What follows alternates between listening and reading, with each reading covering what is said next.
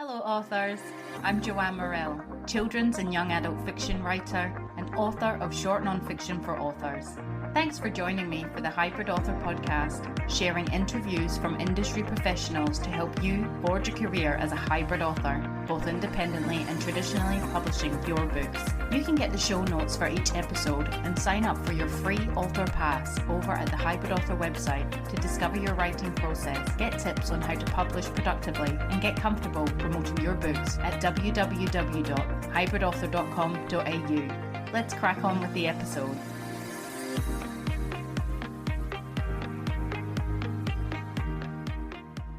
Hello, authors! I hope you're all keeping well in whatever part of the world you reside and listen to the podcast in. Today's interview is with children's author Molly Fernandes, and I chat to Molly on writing metaphor, what metaphor is, the power it has in a work, Molly's books, AI, and much more.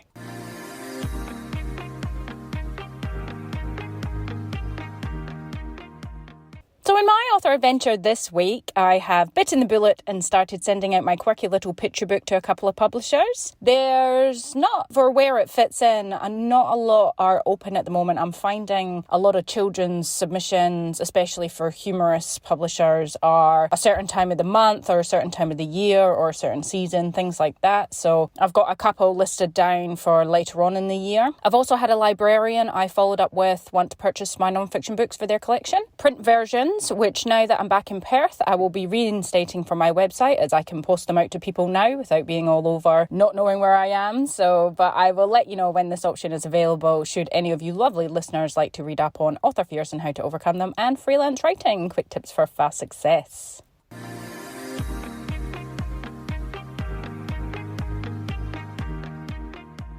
So if you love the podcast or any of the episodes has helped you further in your author career, you can now pay it forward by buying me a coffee over at buymeacoffee.com/thehybridauthor. Let's all support each other.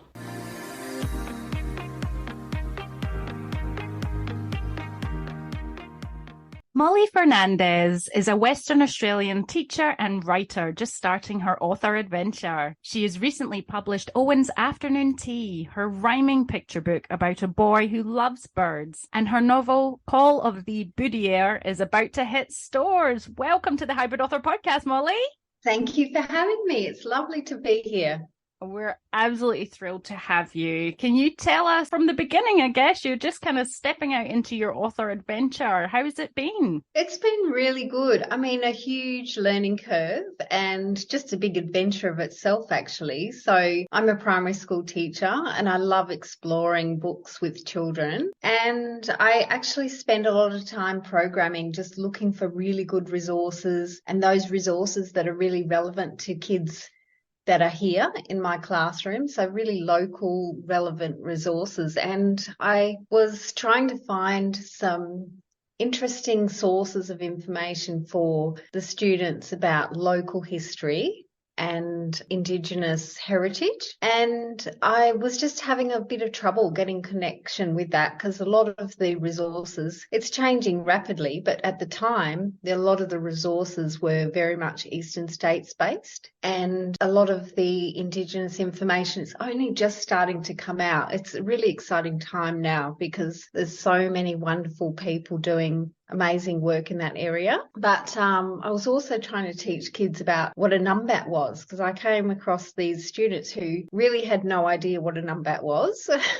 And again, that's sort of changing a lot now. But I just had this idea of this similarity between this tiger and the numbat. And the story just sort of unfolded from there. Started writing.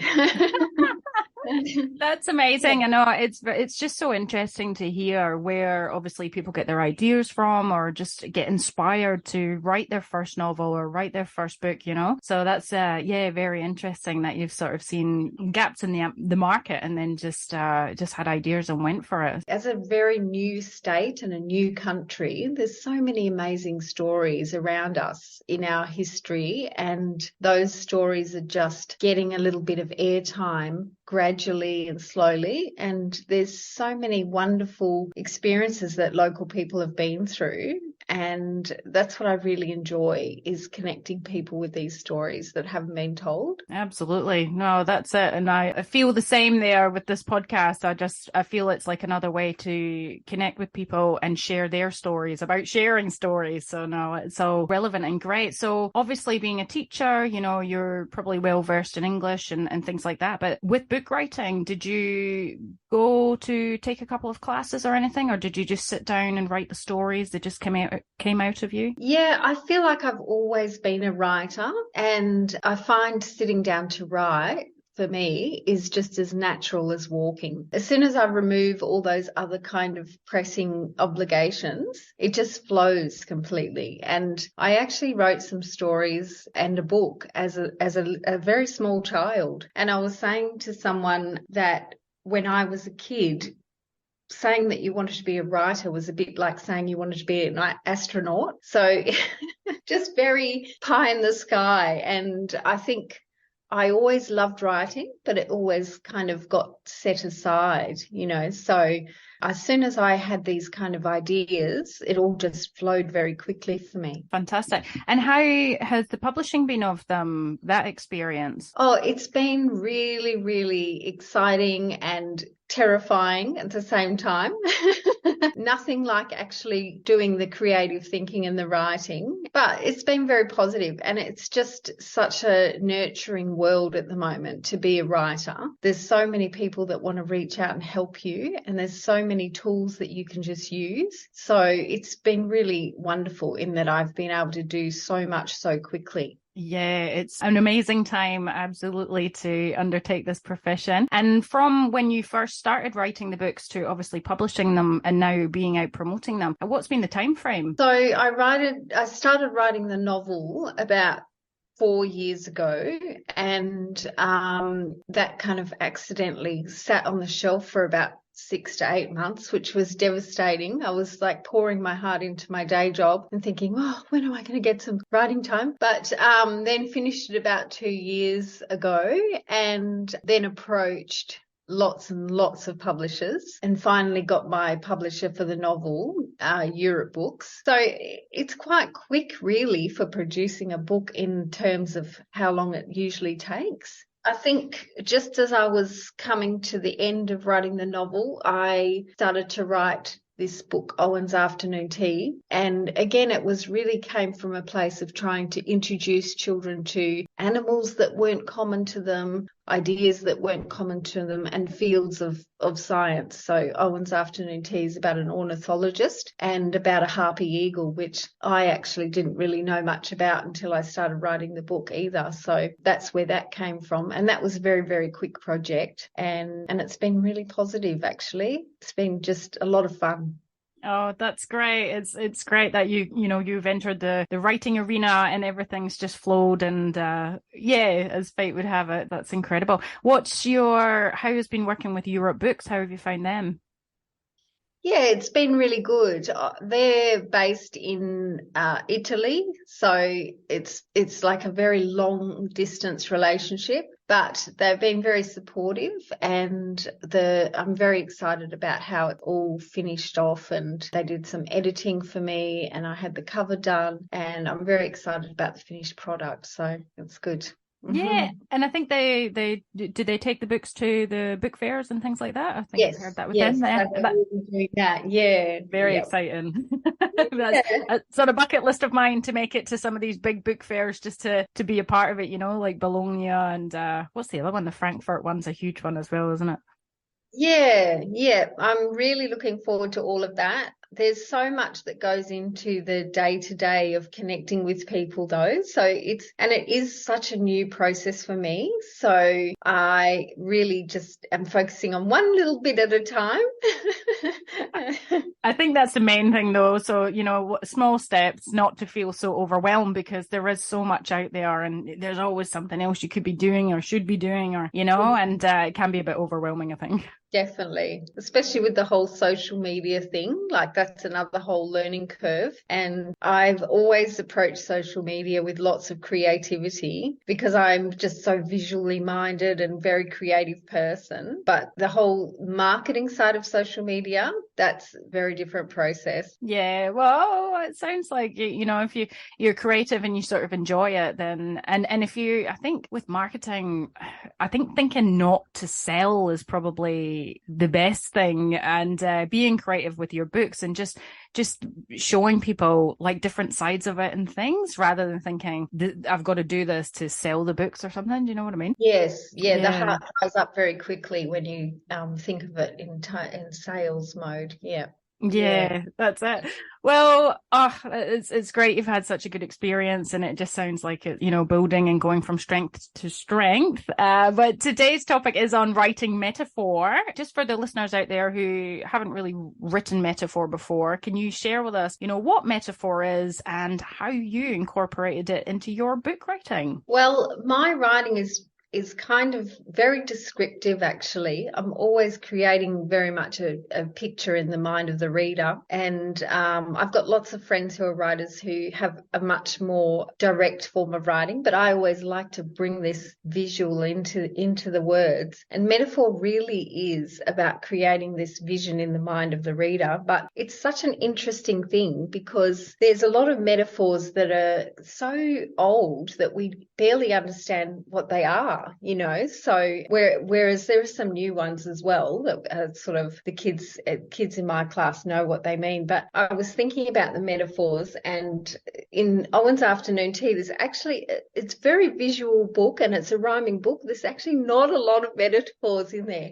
But in my novel, it's very creative, uses lots of similes and metaphors. I think one of the most well-known ones is he is the apple of my eye. And this is such a good example because Shakespeare knew exactly what he was talking about. And we probably know exactly what he's talking about. But a lot of kids have to stop and think about it. And it's something close to my heart because I've always followed this research that says that metaphor is such a crucial thing for education. So research has shown that using metaphor helps kids retain the information and understand it more. But recent research talks about this idea of liminality, which is this process that happens in our mind when we hear a metaphor. So you're gathering two things that are totally different and then making them similar and drawing this line between them. So it kind of gives you this idea of hierarchy, where things relate to each other, how they're different, how they're similar. And it actually invites the reader to think deeper about the concept and also work out where the value is and how these things can be related. So apple of his eye, it instantly the reader is invited to respond instead of just receiving a piece of information that's already formed. So apple of his eye, you're thinking, well, who likes apples? Do I like apples? Is an apple a good thing? Possibly a lot of kids these days would think, what's so special about an apple? So what does it actually mean? So I think the metaphor is just such an active thing to have in your writing. It's actually presenting this concept. And another one has the heart of a lion, which is a really good example. So I think instantly people know that a lion's really powerful, but some metaphors are a little bit more elusive. So, yeah, I've tried to put some into my writing and especially features in my novel. That's really interesting. Super interesting, especially thinking about how kids would perceive it and then the thoughts and being invited to, think further about what that means to them and stuff. I haven't heard it put that way. That's really interesting. It's something that really draws us into language itself. And often we just don't even notice that we're using metaphors, and we don't even use our awareness to think about how powerful language is. And I think it's a really important element in fiction, but also in any kind of literature that is trying to get people to sort of understand the relationship between things and ideas. It sounds like, could people use it ineffectively rather than adding to the language? Do you think that people could just, if they were just throwing it in there for the sake of having it in, or it could be done not as Yeah, effectively as well, that. definitely. I think if we're not really understanding what metaphor does and the power of it, we think it's just kind of decorative and it's just kind of creating this nice little floral sort of language. But it can be used in a really powerful way. Absolutely. And do you have any advice for authors who maybe want to incorporate metaphor into their writing effectively rather than ineffectively? Well, for me, I'm very much about, I'm a mapper, and I think metaphor is a way of mapping things. It's really about linking ideas and linking things and what they mean to us, and it's bringing emotion into our descriptions. So I would say if you are using metaphor, be really creative and playful with it and just put all your ideas down on paper and see where these connections are and just really explore. I think if we use metaphor more, the writing really does become more personal. Absolutely. Do you have any examples you can share with us from your own work or? Well, I was going to read a little bit for you from Owen's afternoon tea first because this little section hasn't got too much metaphor in it, but it's a really nice little section at the heart of the story. So I can do that. Yes, fantastic, please. At the top of the tree, the eagle hopped back, and Owen took the moment to unpack. Out came the lump of beef, measuring tape and pie. Owen measured and sketched while the harpy sat by. Using the arms of the tree, Owen set up afternoon tea. Oh, I love that. It's gorgeous. So that was my little fun part. And just to get a little bit more in depth, I've got a little section from my book to read, which you'll see has a lot more metaphor in it, actually. And this is a section of the book where the main character, Riley, he's actually reflecting. So it's kind of a memory more than what's happening at the time. Blue sky blinked one tiny opal blink at him before folds of dark green closed over his head as he hit the water. He plummeted downwards, feeling his body spinning oddly without time to close his mouth and take a life-preserving breath. His mouth arched wide midway through one last guffaw. It filled with water, and his eyes flew open under the water. The sounds of the river sunk away as he sank deep into its stomach. Riley's world turned blue, then green. Shadows drifted before him, and he watched as if a film was playing before his eyes. The light dimmed as he felt himself sinking. Then a sharp yellow ball of light hit his eye, making him squint. Like a giant eyeball, it hovered above the surface. Peering down on him, he gently flapped his legs, filling the viscous liquid around him and space, so much empty space. He watched the eye examining him. Then he felt a gentle pat on his arm, as if someone was gently shaking him to get him to wake up. He flapped his leg again, and this time he felt a hand catch his leg and cradle his limbs. He looked down and saw the dark lines of submerged trees beneath him. Like hooked arms, he felt these ancient old limbs gently fold around him and press him upwards towards the surface. Wow, that is extremely descriptive there. Really draws you in. Yeah, so it was really about the main character's relationship with the river, or this experience he had in the river when he was swimming with his friends. And I was very conscious of the river as something that's so important to a community. And rivers just have so much meaning and they're so present in literature and in our lives. So I wanted to just create this presence of the river in the story. That's fantastic. You've definitely done it very well. Thank you. And so before, you embarked on your novel writing and using metaphor within your work, have you read many other works that incorporate metaphor? Are you quite well versed in it or not so much? I really love books that explore the environment, and some of the writers that I just absolutely love and would read again and again and again would be, I really love The Old Man and the Sea and Storm Boy as well. I don't know if you're familiar with Storm Boy. Yeah, I've heard of it. I haven't read. I've heard of the film, and we've got. Do you know what? We've actually got they give those tiny little books away. We've got Storm Boy in that, but I haven't actually read it yet. But it looks amazing.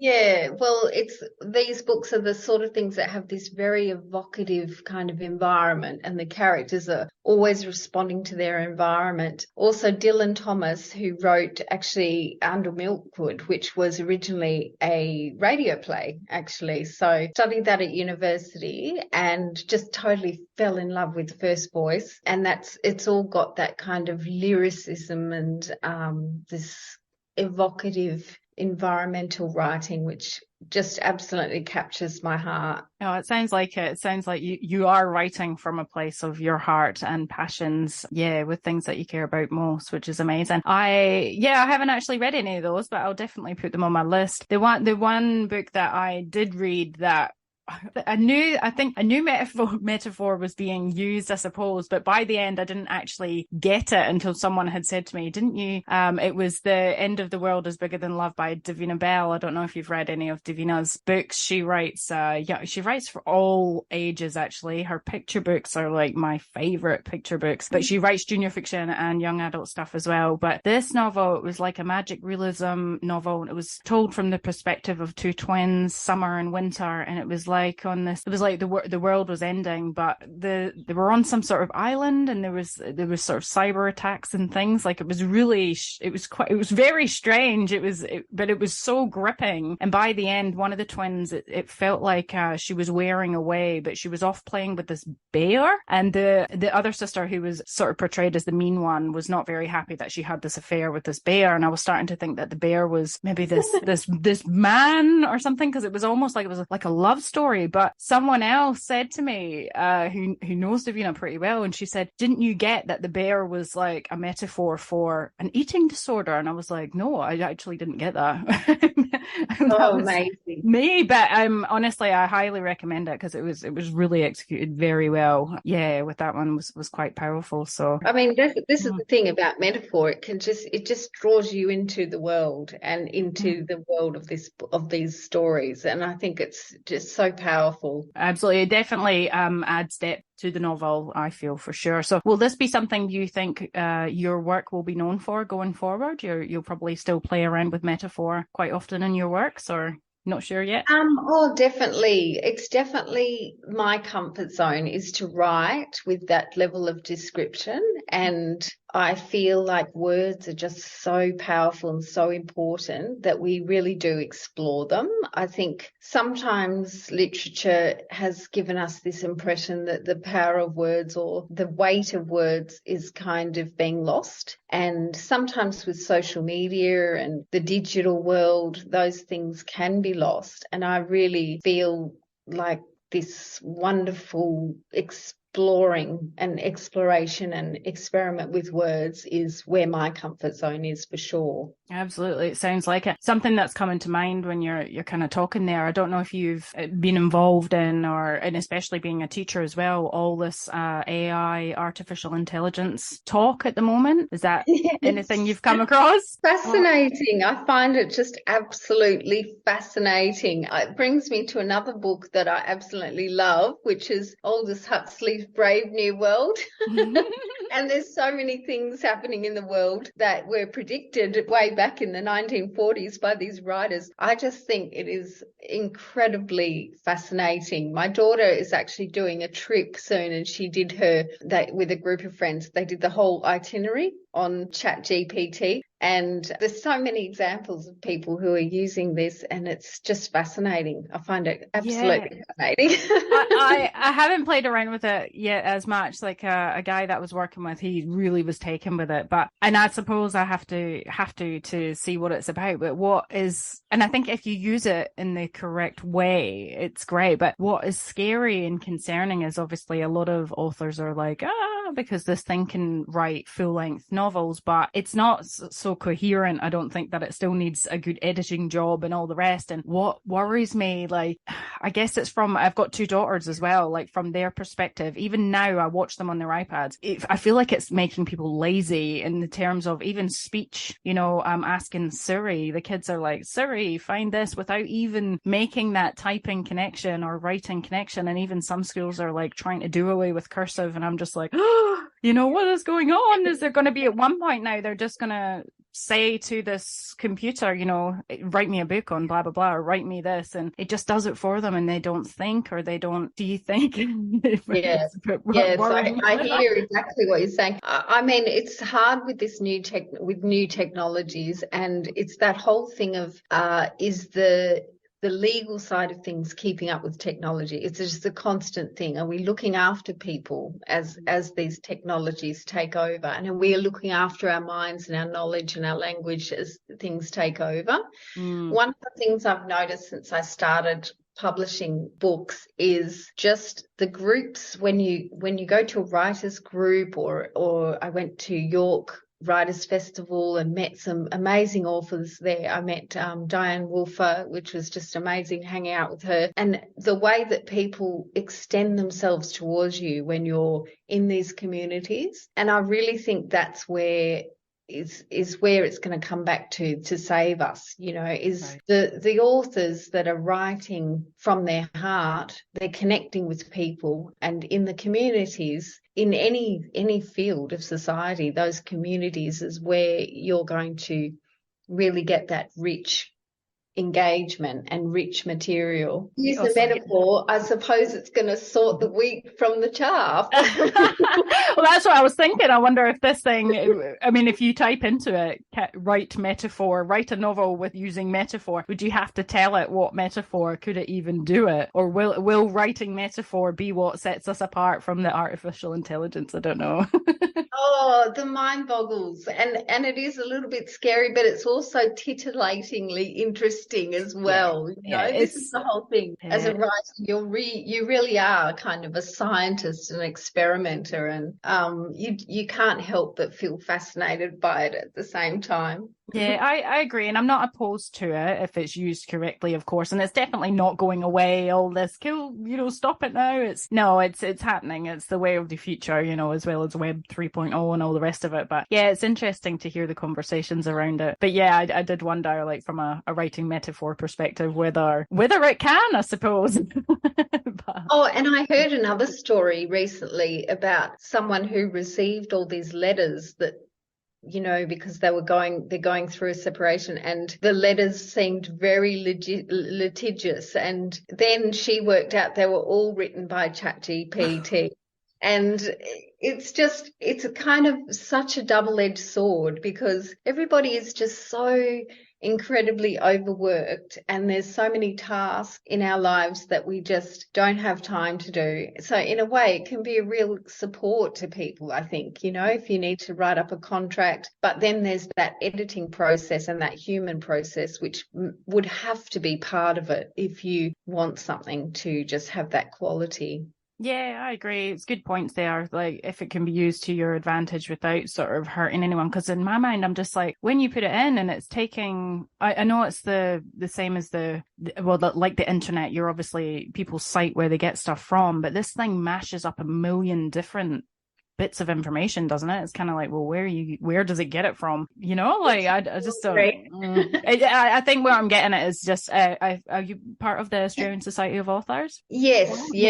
And they've recently just put a survey out, and it was really good. I filled it out as well, and it was questions such as, how do you feel about it? Do you feel it's a threat to you?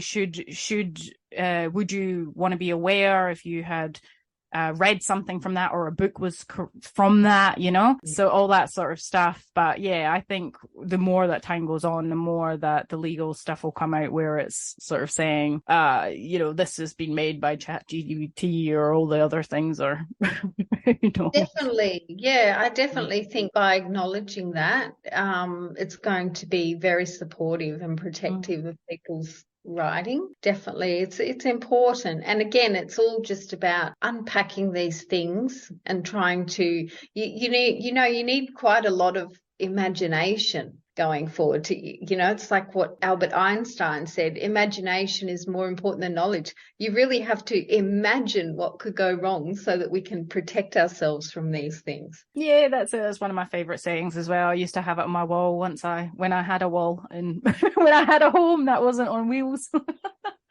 Yeah. Well, anyway, yes, Molly, what are you writing now? Are you writing anything, or are you just taking a step back because your books are out? Yes, I'm very excited about this book that I'm writing. It's actually about the wedding dress of my great grandmother. She made this dress on the boat on her way from Arbroath in Scotland. She was emigrating to Pingerup in Western Australia. And my great grandfather, from being from Scotland, had this amazing love of Scottish lochs and heard that Pingerup had all these lakes and thought, yes, let's go and start a new life in Pingerup. And I think he didn't quite understand that a salt lake in Pingerup was not quite what a loch in Scotland was. And so I'm trying to write this picture book for children about this dress. I have the dress in my house, and it's this beautiful ivory dress of lace and silk.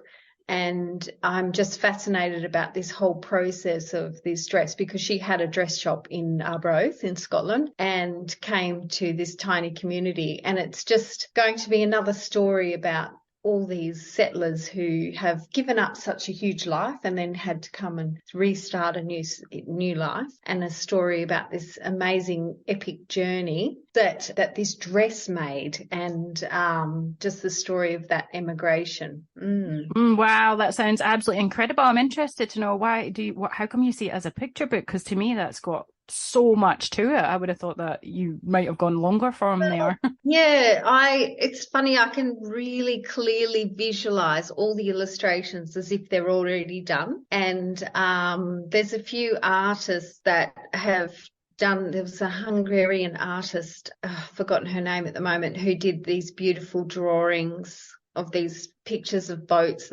with trees in them, but there's people emigrated across the waters. And because she was a seamstress and made clothes, I think there's this really tactile thing, this fabric, and quite metaphorical as well, about stitching these clothes and these new clothes, if you like, for this new life. And I think it would just make a really beautiful visual. So the idea is it'd be a chapter book, but it will be a chapter book but with a little bit more illustration in it. But I'd also like to do a non-fiction book as well, and just interview some people about their stories, because again, these stories are just all around us. We live right here with these stories floating around us, right next to us, and a lot of them are just waiting to be heard.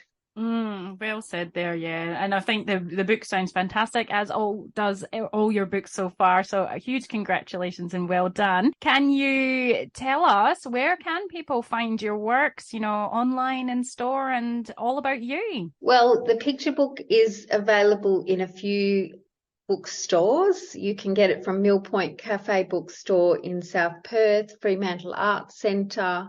It's available from Merchant Bookshop in Albany and Herdsman Lake Discovery Centre.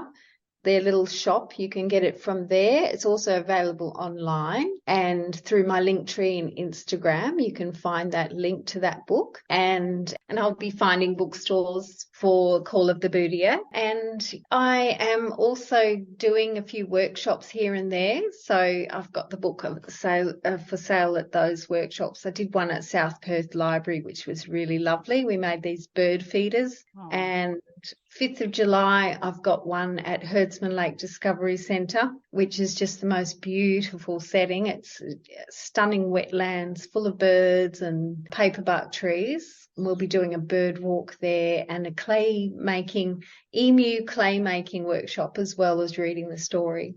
Oh, how beautiful. Well, thank you so much, Molly, for your time and expertise. It's been just lovely talking to you. It's been wonderful chatting to you. I'm all inspired, and I've got all these new books that I can go and explore that you've mentioned. So that's absolutely lovely, lovely time reading. Yes, me too as well. But thanks again. Thank you.